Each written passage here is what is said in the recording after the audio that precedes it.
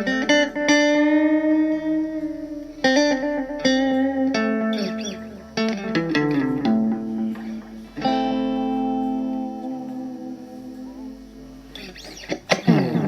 what's up? This your boy Kato here. Hey, look, just like a lot of people out there, I was heavily inspired by the movie Sinners. So I just wanted to give my take on it too now. Other than the heavy influential music, especially guitar, aspect of the movie Sinners, another thing I was reminded through a deeper cautionary tale that you have to be careful and cognizant about is the energy and people we invite in, because allowing the wrong elements to can destroy our whole world. That message is hard, especially when seen through the lens of black family experiences over the past few decades, where systematic pressures, internal fractures, and the infiltration of destructive elements, sometimes disguised as opportunity or brotherhood, have taken a heavy toll. What's especially striking is how the film reflects that these influences don't always show up as a warning label. Sometimes they come wrapped in charm, talent, or even good intentions. But unchecked, they can unravel everything from within.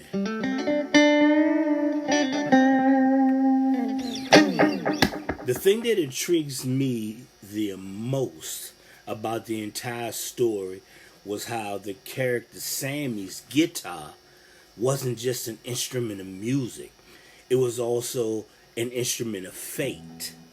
His gift attracted attention, opened doors, and became a magnet, not just for the admiration, but for envy, exploitation, and spiritual testing.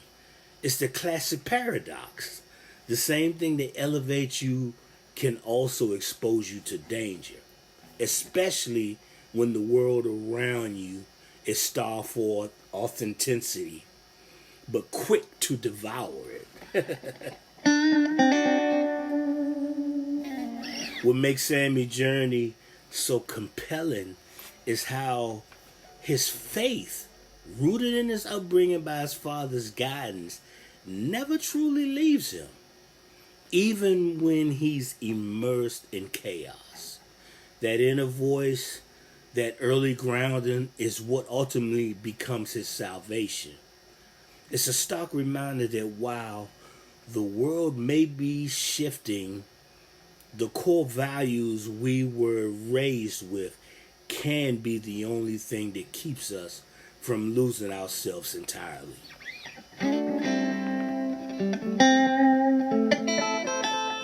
And when you relate that to the black family structure, how the erosion of those spiritual and cultural roots has sometimes left a vacuum, it makes Sammy's story feel even more like a parable to me. You know what I'm saying? For example, when his father told him to drop the guitar, and he didn't, I understand that completely why he didn't. Even though his father may not have, Sammy knew the guitar was part of his calling, even if the path it took him on was dark and painful. That tension between spiritual obedience and artistic purpose is something many musicians, especially those raised in faith-based homes, wrestle with. I'm telling you, the father saw the guitar as a doorway to his corruption. Sammy instead saw it as his voice, his truth, his way to reach people. And that's exactly what it did. Maybe even to fight those corrupting forces from the inside. That's why the tragedy and the beauty is that both of them were right in their own way. His father was trying to protect him from the world he knew was dangerous, and Sammy was simply trying to navigate that world without losing his soul. So in a way, That's the broader story of black creativity in America, fighting to maintain integrity while walking through the fire. Good Lord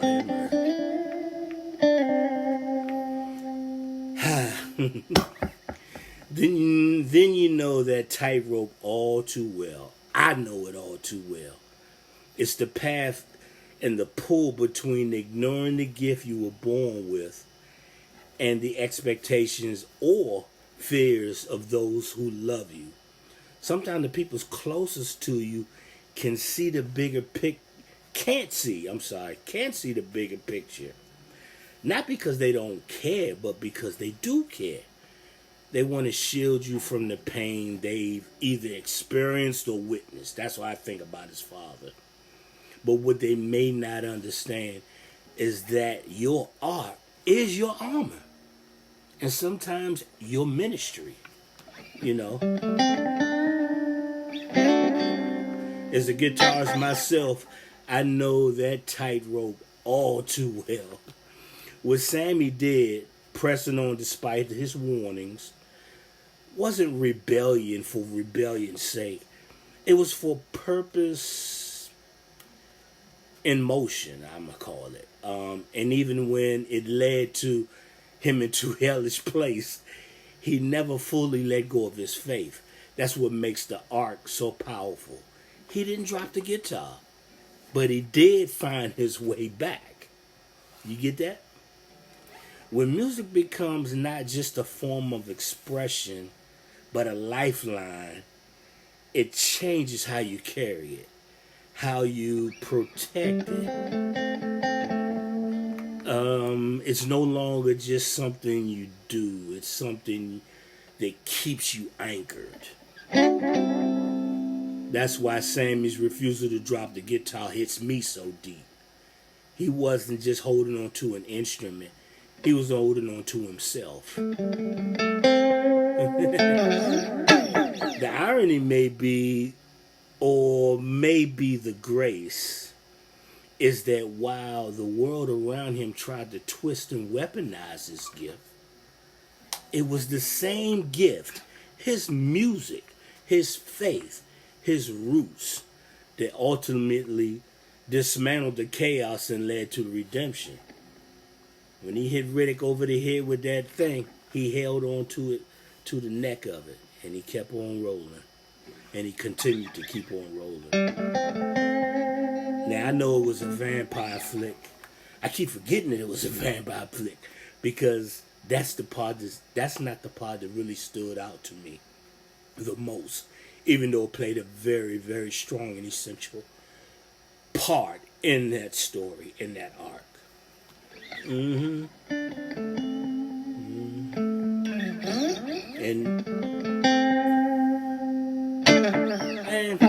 that's my take on it. You know what I'm saying? If you haven't seen it yet, I hope I didn't spoil anything.